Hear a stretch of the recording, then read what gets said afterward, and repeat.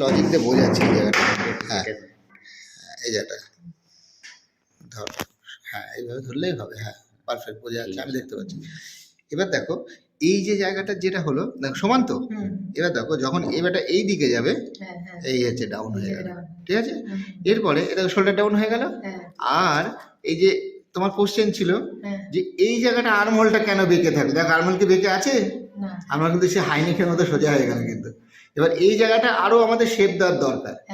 এখানে তুমি এই যে হাতার যে শটিং আছে, সেই শটিংটা আমরা কিন্তু এইভাবেই ফিক্স করি যে এটা কতটা শেপ। এখন এক্ষুনি কারেকশন করাবো তোমাকে, বাকি যা করবো শটিংয়ে। এইবার দেখো এখানে কিন্তু লেভেলে আসলো, কিন্তু এই যখন আমরা সেলাই করবো না এ বাড়বে, এই অনেকটা বেড়ে যাবে বায়ার্সে। ও যে আমরা পাইপিং টানবো না সেলাই করবো বেড়ে যাবে।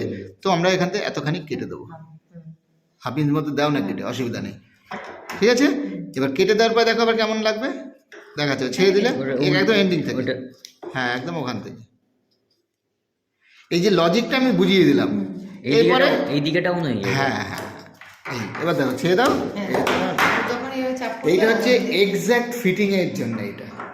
এটা কিন্তু যারা এরকম করবে ভাববে তাদের ব্লাউজ বিশাল ফিটিং। এছাড়াও আমরা এর শেপটা আমরা এদিকেও দিতে পারি, কিন্তু সেটা পরে অনেক ব্যাপার আছে, সেসব পরে দেখাবো আর কি। এই হচ্ছে আসল ব্যাক পার্টের কাটিংয়ের নিয়ম।